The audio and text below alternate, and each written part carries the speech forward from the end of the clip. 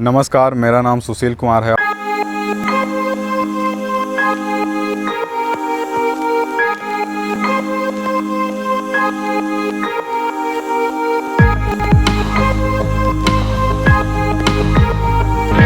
आपका स्वागत है मेरे पहला इंटरव्यू टॉक शो में, जिसका नाम है एक्स्ट्रा ऑर्डिनरी टॉक।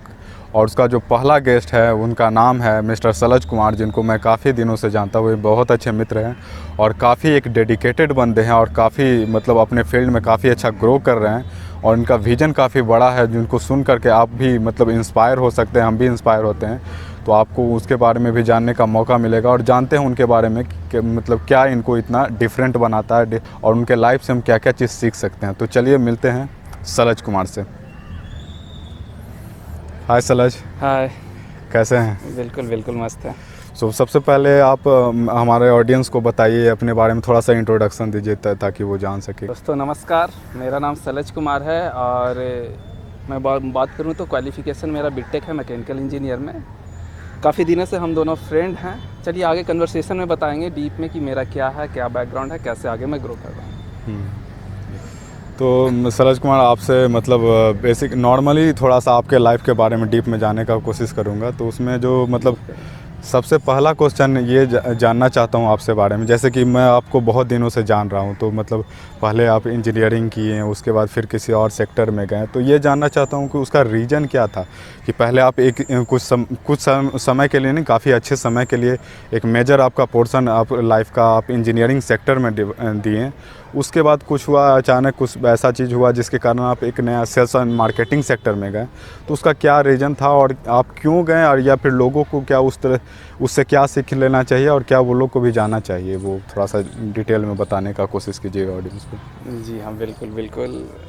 जैसा कि आपको पता है कि मैंने बीटेक किया है, 4 साल बीटेक में लगाया। उसके बाद काफ़ी दिन तैयारी किया, फिर मैं सेल्स एंड मार्केटिंग में। स्टार्टिंग से मैं बताता हूँ कि जब मेरा जन्म हुआ तो 5 साल की उम्र में थे, तो मेरे घर में फाइनेंस का प्रॉब्लम हमेशा देखा जाता था, इकोनॉमी प्रॉब्लम।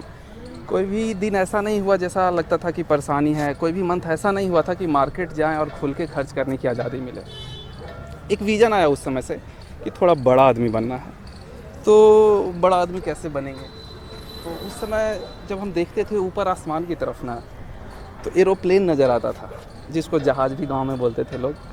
अब विचार आया कि उसको उड़ाने वाला बहुत बड़ा आदमी हो सकता है, क्योंकि उसमें मेरे लिए असंभव फील होता था कि एरोप्लेन पे कैसे बैठता है, कैसे उड़ता है। तो हमें लगा कि हमको पायलट बनना है। फिर कुछ गांव में कुछ फैमिली वाले लोग बोले कि डॉक्टर बहुत अच्छा पोस्ट होता है, ये डॉक्टर बन जाओ ना तो कमाल हो जाएगा, उसके बाद पूरे दुनिया में लोग तुम्हें पूछने लगेंगे। हम पता नहीं, हमें कोई आइडिया नहीं, हमारा 7-8 साल का उस समय एज हुआ था। मेरे मन में एक थॉट आ गया कि हमको डॉक्टर बनना है। सो हमको लगा चलो डॉक्टर बनेंगे। फैमिली वाले उसमें बोलने लगे थे कि तो कोई भी एनिमल्स या कोई कीड़े मकोड़े मरते हैं उसको चीड़ फाड़ करो, ऐसा सजेशन देते थे। अच्छा। लेकिन हुआ क्या कि जैसे ही 10th पास हुए उसके बाद मन में एक विचार आया कि कुछ अर्निंग के लिए जाया जाए, क्योंकि फैमिली काफ़ी स्ट्रॉन्ग नहीं थी। तो हमने एक पंजाब में एक कॉलेज है SLIT करके, अच्छा, Sant Longowal institute of engineering and technology. अच्छा। उसका मैंने डिप्लोमा का एग्ज़ाम दिया। अच्छा। और ऑल इंडिया रैंक 52 आया था मेरा। हम काफ़ी खुश हुए और मेरी फैमिली भी काफ़ी खुश हुई। लेकिन उस समय मेरे फैमिली को ये पता चल गया इस बंदे में पोटेंशियल है, तो फैमिली ने स्पॉन्सरिंग करके हमको IIT का कोचिंग करवाया। अच्छा अच्छा, ठीक है। तो ये डिप्लोमा वाला तो 10th के बाद ही एग्ज़ाम दिया? हाँ बिल्कुल। तो हमको 12th का कोचिंग उन्होंने करवाया और पटना में हमने कोचिंग किया, जो बिहार की राजधानी बोली जाती है। और उसके बाद मैंने एक वेस्ट बंगाल में इंजीनियरिंग सेक्टर का कॉलेज है, वहाँ एडमिशन लिया। और एडमिशन लेने के बाद 4 साल उसमें बिताया। और इंजीनियरिंग सेक्टर में 4 साल बिताने के बाद इस चीज़ पे हम पहुँचे कि हम डिसीजन लेने में सक्षम हो गए वो 4 साल में कि हमको आगे करना क्या है। अच्छा। तो पहले हम डाइवर्ट हो रहे थे ये हाँ। उस समय एक विज़न आ गया कि हमको ना बड़ा आदमी बनना है, जो कि पहले ही विज़न था बड़ा आदमी बनने का। बड़ा आदमी बनना है और फिर बड़ा आदमी बने तो बने कैसे?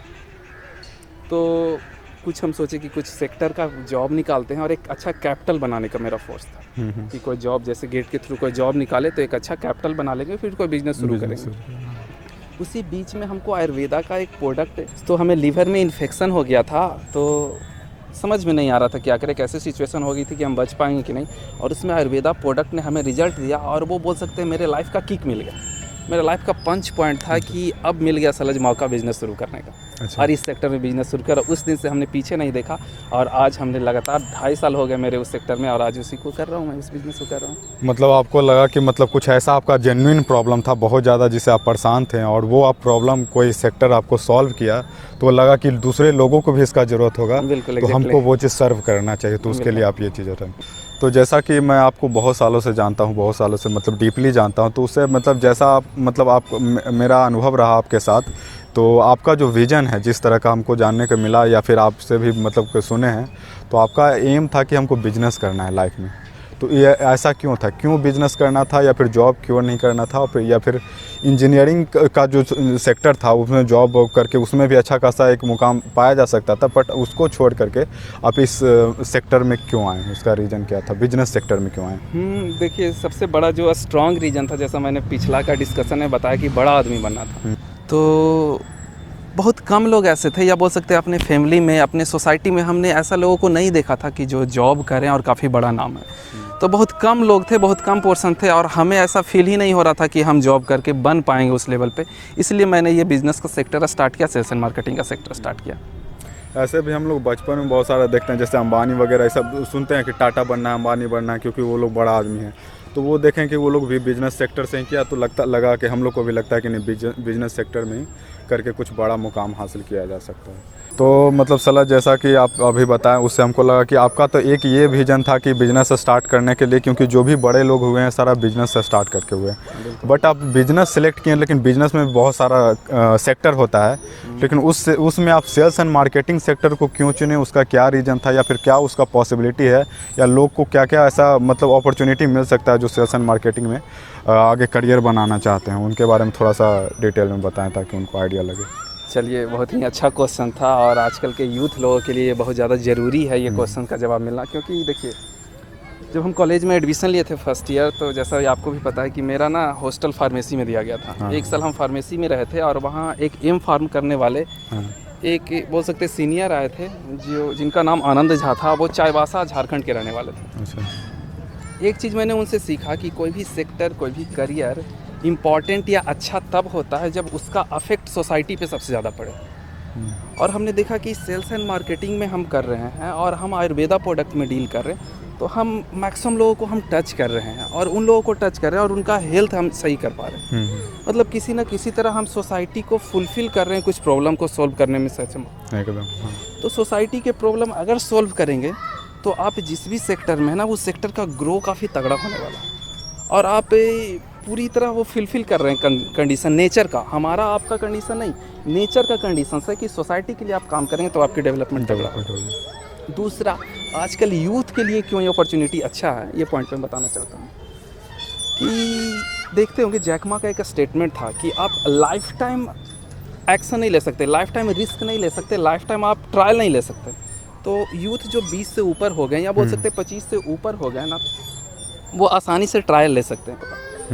नॉर्मली जो मैं 2.5 साल में देख पाया कि जब आप सेल्स एंड मार्केटिंग में 2 से 3 साल करते हैं, उसके बाद जिस भी सेक्टर में आप जाते हैं, कोई अपना स्टार्टअप खोलते हैं, अपना बिजनेस खोलते हैं, उसके ग्रो काफ़ी ज़्यादा फास्ट होता है। तो हर यंगस्टर को मैं ये सजेस्ट करूँगा कि अगर 25 साल से एभव हो गए तो एक बार 2 से 3 साल के लिए ज़रूर करिए। आपका ग्रोथ है ना पहले के कंपेयर में 100 टाइम्स ज़्यादा हो जाएगा। ये मेरा वादा है आपसे। नहीं, बिल्कुल सही बोले। सबसे इम्पॉर्टेंट चीज़ अभी जो आप हाईलाइट किए, स्किल्स, मतलब इसके थ्रू आप बाय डिफ़ॉल्ट बहुत सारे ऐसे स्किल्स सीखेंगे जो आपको हर एक बिजनेस में, हर एक करियर में ही ज़रूरत पड़ता है। जैसे सबसे इम्पॉर्टेंट आप सेल्स एंड मार्केटिंग, सेलिंग, हर चीज़ हर पर्सन के लिए इम्पॉर्टेंट है। बोला जाता है जो सबसे टॉप मोस्ट इम्पॉर्टेंट करियर है अभी का 21st सेंचुरी का, वो है सेल्स एंड दूसरा कम्युनिकेशन। ये दोनों चीज़ इसमें मिलेगा सेल्स एंड मार्केटिंग में। तो ये आपको काफ़ी ज़्यादा अपने आप को कैसे एक्सप्रेस करना है और आपका जो भी मैसेज है, जो भी प्रोडक्ट है, उसको कैसे लोगों तक पहुंचाना है, उसका काफ़ी ज़्यादा आपको बेहतरीन आइडिया देगा। तो इसके लिए मतलब है। और दूसरा एक और चीज़ पे आप मतलब चाहूँगा कि मैं जैसा जानता हूँ सेल्स एंड मार्केटिंग, उसमें एक होता है पैसिव इनकम, तो उसके बारे में थोड़ा सा बताने का कोशिश कीजिएगा। इसमें क्या ऐसा मतलब पैसिव इनकम के बारे में क्या पॉसिबिलिटी है इसका? फ़िलहाल जिस सेक्टर में मैं सेल्स एंड मार्केटिंग में काम कर रहा हूँ, मैं बोल सकते हैं डायरेक्ट सेलिंग इंडस्ट्री में रन कर रहा हूँ। डायरेक्ट सेलिंग इंडस्ट्री 2021 का काफ़ी ज़्यादा बूमिंग इंडस्ट्री है, बोल सकते हैं 21st सेंचुरी का सबसे ज़्यादा बूमिंग इंडस्ट्री है। पैसिव सोर्स इसका मतलब मैं समझाता हूँ। पहले पैसिव सोर्स उसको बोलते हैं कि आप करेंटली एक्ट या बोल सकते हैं एक्टिवली उसमें पार्टिसिपेट ना हो फिर भी आपको इनकम आए। तो सेल्स एंड मार्केटिंग जो डायरेक्ट सेलिंग इंडस्ट्री उसमें देखा गया है कि आप 3 से 5 साल या बोल सकते हैं 10 साल मैक्सिमम आप लेते हैं कि आप 5 to 10 ईयर तक इसमें इंगेज रह गए तो एक बहुत बड़ा नेटवर्क आपको बन जाता है। 10,000 50,000 लाखों लोग का बनता है, डिपेंड ऑन आपकी इफिशिएंसी, आप कितना टाइम काम करते हैं उस पर। जब नेटवर्क जैसे ही बन जाएगा तो उस नेटवर्क में कोई ना कोई ऐसे होंगे जो आपके लिए काम करेंगे। तो जब आप एक्टिवली नहीं भी पार्टिसिपेट होंगे तो वो आपके लिए काम कर रहे हैं तो कुछ ना कुछ अर्निंग आपको मिलेगा। और ज़बरदस्त है इसमें, क्योंकि आपका जब नेटवर्क बन जाएगा ना तो आपकी अर्निंग की कोई लिमिट नहीं, आप पूरी वाइट में एक अच्छा इनकम ले सकते हैं। तो काफ़ी अच्छा ऑप्शन है पैसिव इनकम का इसमें। और बिजनेस का जो सबसे मेन चीज़ है वो टीम है तभी बिजनेस है। आप अकेले कर रहे हैं तो वो बिजनेस उसको नहीं बोला जा सकता, वो मतलब नहीं हुआ, उस टाइप का बिजनेस नहीं है। और जितना भी बड़े बड़े लोग जो बड़े लेवल पे बिजनेस कर रहे हैं उनका बहुत बड़ा एक नेटवर्क है, बड़े लोग उनके लिए काम करते हैं तभी उतने बड़े लेवल पे पहुँचे हैं। तो ये एक ऐसा अपॉर्चुनिटी है, एक ऐसा पॉसिबिलिटी है जिसमें बिना कोई आपको उस तरह का बिज़नेस खड़ा किए बहुत ज़्यादा पैसा लगाए हुए आपको उस तरह का चीज़ आपको मिल सकता है कि आपके लिए उतना सारे लोग काम करें और उस फ्यूचर में भी उसका बहुत सारा बेनिफिट मिल सकता है। जैसे कि आप कुछ आगे बुक वगैरह लिखते हैं या फिर कुछ करते हैं तो वो सब भी आपके पास फॉलोअर्स है जो आपको मतलब वो सब चीज़ को आपका प्रोडक्ट वगैरह आपको ले सकते हैं, उनको सेल्स कर सकते हैं। एक बार आपका नेटवर्क बन गया, कोई भी बिजनेस रन करिए फास्ट ग्रोथ होगा, तगड़ा वाला ग्रोथ होगा। नहीं तो एक बिजनेस से दूसरे बिजनेस की तरफ मूव करिएगा फिर उसका नेटवर्क बनाने में 3 साल का टाइम लग जाएगा। तो काफ़ी डिटेल में जान गए आपके मतलब करियर के बारे में, उसका क्या साइड इफ़ेक्ट था और या इसमें क्यों आना चाहिए लोगों को। अब जानते हैं आपका थोड़ा सा और पर्सनली चलते हैं। और जहाँ तक मतलब मैं काफ़ी सालों से 8 साल से आपको जान रहा हूँ, 2012 से हम लोग जब कॉलेज गए दुर्गापुर में वहाँ से, तो मैंने आपको देखा है कि बहुत बार क्या हर समय आपको देखा हूँ कि आपका टाइम के प्रति जो पंक्चुअलिटी है काफ़ी अच्छा है। मतलब हमेशा आप टाइम के प्रति पंक्चुअल रहते हैं। तो उसका रीज़न क्या है, मतलब क्यों ये मोटिवेशन आया, मतलब इसका रीज़न क्या था, क्या टर्निंग पॉइंट था और कैसे लोग उसके लिए पंक्चुअल हो सकते हैं टाइम के लिए? अच्छा क्वेश्चन है और ये मेरा फेवरेट है कि टाइम पे हम हमेशा रहता हूँ। एक स्टोरी से बताता हूँ। जब हम कराटे ज्वाइन किए थे फर्स्ट ईयर में नहीं कर पाए थे, सेकंड ईयर में जब हम कराटे ज्वाइन किए थे तो मेरे जो टॉप मोस्ट जो सेंसई थे SM हुसैन सर, आपको भी पता होगा। शाम को क्या होता था कि जब बेल टेस्ट के बाद हम लोग ग्रुप में बैठते थे और कुछ ना कुछ स्टोरी शेयर करते थे। उन्होंने एक स्टोरी शेयर किया था और काफ़ी हमें दिल को छू गया। वो स्टोरी था, उनकी एक स्टूडेंट थी जो आती थी बार बार और बाकी स्टूडेंट का टाइम का कोई वैल्यू नहीं था। वो स्टूडेंट हमेशा टाइम पे आ जाती थी। अच्छा। उन्होंने बताया कि वो स्टूडेंट टाइम पे आने के वजह से उनको जॉब इजली मिल गया, उनके लाइफ में ग्रोथ काफ़ी तगड़ा हो गया। मतलब वो जो चाह रहे वो अचीव कर लिए। मतलब मेरे को वहाँ स्ट्राइक किया कि अगर टाइम पे आएंगे तो आपके करियर में ग्रोथ काफ़ी तगड़ा होने की संभावना है और दूसरे के प्रति आपका इमेज काफ़ी अच्छा बनेगा कि ये बंदा टाइम का पंक्चुअल है, टाइम पे आता है। क्योंकि टाइम एक ऐसा चीज़ है ना जो सबके पास लिमिटेड है। तो उस दिन से हमें स्ट्राइक किया, उस दिन से हमने मैक्सिमम कोशिश किया है जहाँ भी हमने अपॉइंटमेंट लिया है या दिया है तो हम टाइम पे पहुँचने का। और जैसे कि अक्षय कुमार का बहुत सारा इंटरव्यू देखा हूँ, उसमें उनका सबसे मेन चीज़ है, उनका बोलते हैं कि हम एक्टिंग बहुत कुछ खास नहीं करते हैं, एक्स्ट्राऑर्डिनरी करते हैं, लेकिन उनका जो सबसे मेन पॉजिटिव चीज़ है जिसके वजह से डायरेक्टर्स उनको काम देते हैं, बोलते हैं कि हम अपना टाइम के पंक्चुअल हैं। जो मतलब जो बोला गया 11 बजे जाना है तो 11 बजे जाते थे अपने सेट पे और हमेशा जाते थे, मतलब कभी डिले नहीं करते थे। लेकिन बाकी सब एक्टर क्या होते थे, 11 बजे टाइम है 2 बजे पहुँच रहे हैं, 1 बजे पहुँच रहे हैं। तो उस तरह का मतलब वो एक अथॉरिटी बिल्ड करता है जिसके प्रति और डायरेक्टर उनको ट्रस्ट करते थे और उनको हमेशा कभी काम का कमी नहीं होता है। जो देखे हों कि आपको 1 साल में 4 मूवी कर पाते हैं। तो वो मतलब ये एक एग्जांपल है, एक बेनिफिट है आप टाइम पे मतलब पंक्चुअल होने का। तो कुछ ऐसा मतलब दीजिए जिससे लोगों को आइडिया लगे मतलब कैसे पंक्चुअल होना है टाइम पे, या कुछ टिप्स देने का कोशिश कीजिए कि लोग उसको इम्प्लीमेंट कर सकें। देखिए, अगर आपका कोई टारगेट है या आपका कोई गोल है कि लाइफ में क्या करना है, उसी चीज़ को टाइम से रिलेट कर दीजिए। आप जस्ट ये सोचिए कि अगर हम 10 मिनट डिले हुए तो मेरे गोल अचीव करने में 1 साल डिले हो रहा है।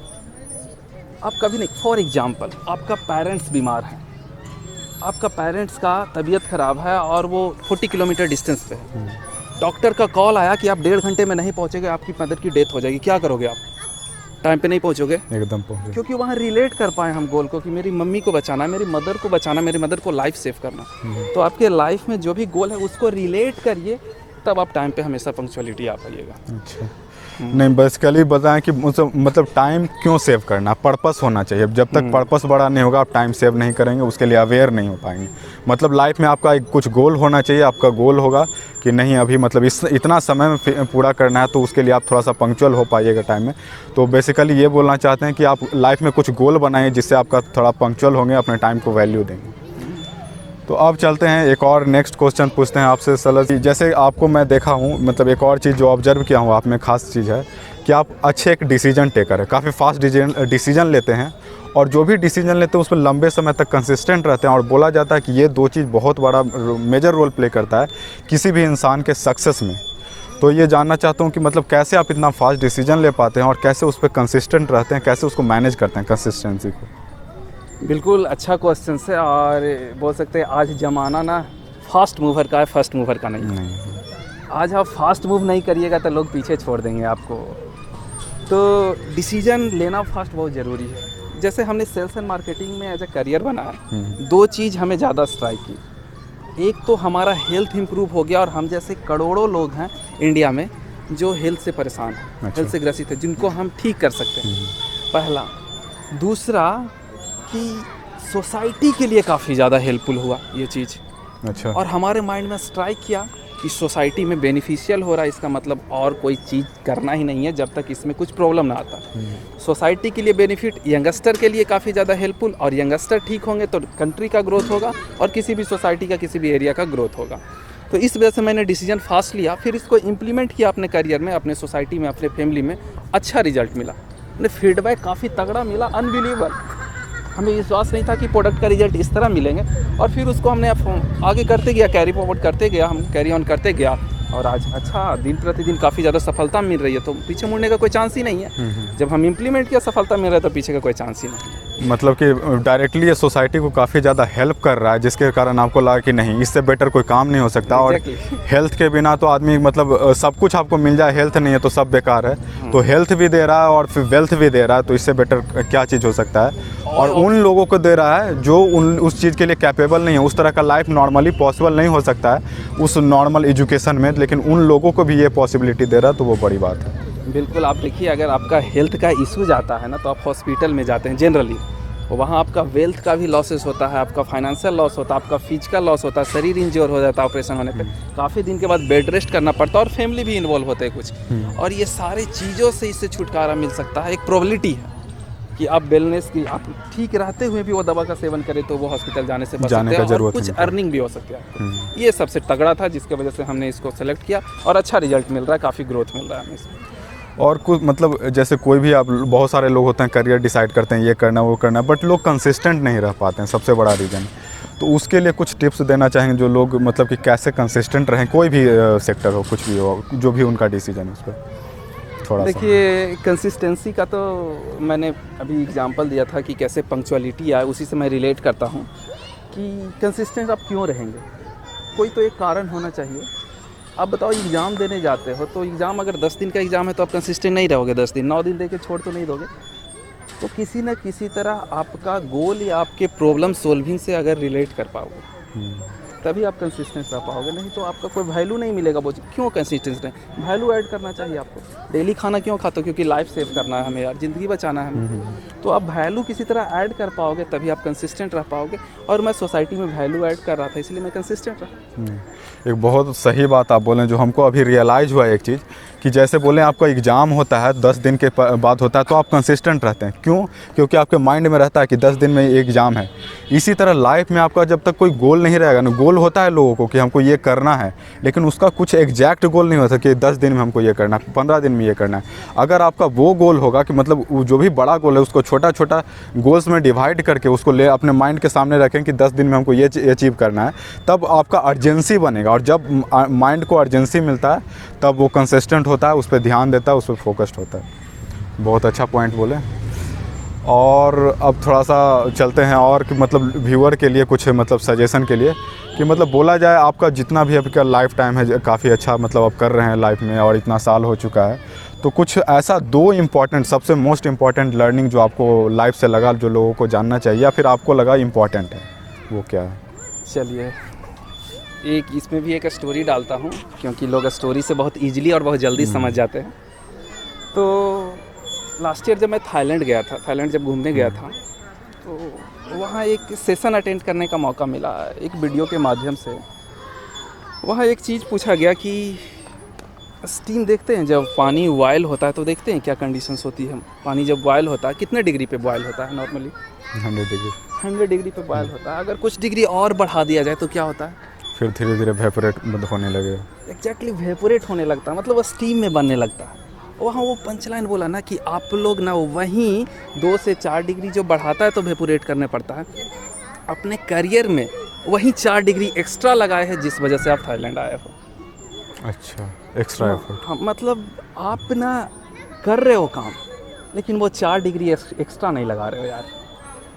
आप अपने लाइफ में 4 डिग्री एक्स्ट्रा लगाओ ना, उसके बाद देखो बहुत लोग ऐसे स्विमिंग कर रहे हैं, मतलब दूसरे छोर पे पहुंच गए, 4 कदम या 4 ये कदम पीछे ही है और वो बैक आ जाते हैं। अच्छा। तो वो 4 डिग्री एक्स्ट्रा लगाओ, आप जिस भी सेक्टर में हो उस सेक्टर में आप अचीव करोगे।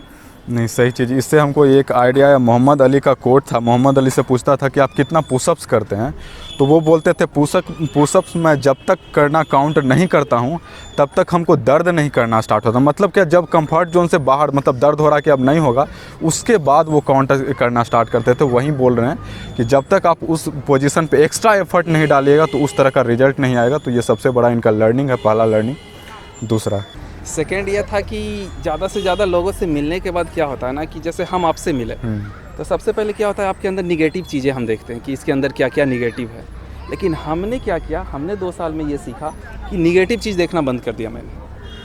सामने वाले बंदे या आपसे हम मिले तो आपके अंदर जो पॉजिटिव चीज़ है वो हम अपने अंदर इंप्लीमेंट करते हैं और इसका रिजल्ट अच्छा मिलता है, उसको लागू कर देते हैं। 99% लोग निगेटिविटी पे फोकस करते हैं। आप भी आज के बाद किसी के अंदर जाइए, किसी के साथ बैठिए ना, तो उसकी निगेटिविटी पे फोकस मत कीजिए, उसकी पॉजिटिव चीज़ पे फोकस कीजिए, ग्रो कीजिए हमेशा। ये 2 लर्निंग था। नहीं, सही बोले, क्योंकि हर एक इंसान में कुछ ना कुछ पॉजिटिव होता है, कुछ ना कुछ निगेटिव होता है। लेकिन आप सिर्फ निगेटिव पे फोकस कीजिएगा तो एक भी इंसान आपको अच्छा नहीं मिलेगा। इवन इलोन मस्क का बोला, अभी जो वर्ल्ड का फर्स्ट रिचेस्ट पर्सन बने, उनका भी बहुत सारा निगेटिव है, लेकिन फिर भी वो हैं। तो उनका पॉजिटिव देखिए, निगेटिव नहीं। ये उनका सबसे बड़ा लर्निंग, और उसे इम्प्लीमेंट करने का कोशिश कीजिए। तो नेक्स्ट ये क्वेश्चन पूछना चाहूँ कि मतलब कुछ एक ऐसा, मतलब कोई एक बंदा आपके पास आता है, जो आप मान लिया अपने टीम का कोई एक बंदा आया आपको और ये पूछता है कि सर एक कुछ ऐसा लर्निंग दीजिए, कुछ ऐसा टिप्स दीजिए जिसको इम्प्लीमेंट करके मेरा लाइफ ट्रांसफॉर्म हो सकता है टोटली, तो वो एक टिप्स क्या होगा? बहुत अच्छा टिप्स है और बहुत कम समय में मैं बताना चाहूँगा कि कर दो यार जो मन में आ रहा है। सोच क्यों रहे हो? जो मन में विचार आया, जो मन में इच्छा आ रहा है, उसको इम्प्लीमेंट कर दो अपने लाइफ में। सोचने का नहीं है, जैसे ही आए मन में उसको इम्प्लीमेंट करो, आपका ग्रोथ तक करो। यही एक चीज़ है। नहीं, बेसिकली ये बोलना चाह रहे हैं सर कि मतलब कि जो भी आपको अंदर से कुछ करने का मन करता है उसको कर दीजिए, उससे आपको या तो सक्सेस मिलेगा या फिर कुछ एक्सपीरियंस होगा जो आपको हमेशा आगे काम देगा। तो ये सबसे बड़ा इंपॉर्टेंट और सही बात है। संदीप महेश्वरी भी यही बोले थे कि जब उनको मतलब कोई एक एडवाइस मिले तो यही वो कीजिए, जो आपको जो अंदर से आ रहा है उसको इम्प्लीमेंट कर दीजिए। तो अब सर मतलब इंटरव्यू का लास्ट पड़ाव पे आ चुके हैं, तो उनसे आपसे बस थोड़ा सा जानना चाहूँ कि आपका आगे फ्यूचर के लिए आपका अपना क्या गोल है, क्या एम्बिशन है, क्या विज़न है, उसके बारे में थोड़ा सा दर्शक को बताइए। चलिए, अच्छा है, इंटरव्यू क्लोजिंग पे है और अच्छा कन्वर्सेशन हुआ। लास्ट में मैं क्या विज़न है अपना मैं बताना चाहूँगा कि मेरी स्कूलिंग एक गांव में हुई है और जहां लोग खाने के लिए तड़पते थे। मतलब आज शाम का खाना हुआ तो सुबह का खाना नहीं मिल पाता था। अच्छा। क्या सोच पाएंगे लोग कि हम पढ़ें तो क्या पढ़ें, क्या करें नहीं करें। तो सबसे पहला जो मेरा टारगेट है कि एटलीस्ट 1 करोड़ लोगों को हेल्प करना, डायरेक्टली और इनडायरेक्टली। दूसरा है कि हमें मैक्सिमम लोगों को हेल्प करना, स्पेशली एजुकेशनल सोसाइटी के लिए। अच्छा। जैसे हम इंजीनियरिंग किया लेकिन इंजीनियरिंग का काम नहीं कर पा रहे। अगर पहले ही हमको अवेयरनेस मिल जाता तो हम इंजीनियरिंग नहीं करते। हाँ, इतना लॉन्ग रूट क्यों लेते हैं? हाँ, इतना लॉन्ग रूट नहीं लेते। तो हमें ये काम करना आगे फ्यूचर में चल के, खासकर यूथ के लिए टाइम सेविंग हो, क्योंकि टाइम कमते जा रहा है लोगों का। तो लोगों को अवेयर करें कि आपके लिए सही रास्ता क्या है और वो अवेयर अगर हो जाए तो उनकी ग्रोथ तगड़ा होगी, कंट्री की ग्रोथ तगड़ा होगी, सोसाइटी का ग्रोथ तगड़ा होगा। तो यही है कि अवेयरनेस करना मैक्सिमम लोगों को और 1 करोड़ लोगों को डायरेक्टली या इनडायरेक्टली हेल्प करना है। चलिए, बहुत अच्छा विज़न है। मतलब इनका जो भी विज़न है, ये नहीं बोलने कि मतलब हमको ये चाहिए, ये बोलने कि हमको सोसाइटी के लिए या फिर लोगों के लिए ये करना है, क्योंकि ये करेंगे तो बाय डिफ़ॉल्ट इनका वो चीज़ जो पाना चाहते हैं वो बाय डिफ़ॉल्ट उस लेवल पे पहुंच जाएंगे। तो ये बहुत बड़ा लर्निंग्स है, ये भी एक लर्निंग्स है जो हम लोग को इम्प्लीमेंट करना चाहिए, सीखना चाहिए। So thank you Salaj Kumar. आ गए हैं, मतलब लास्ट पड़ाव पे आ गए हैं, अब ख़त्म होने वाला इंटरव्यू।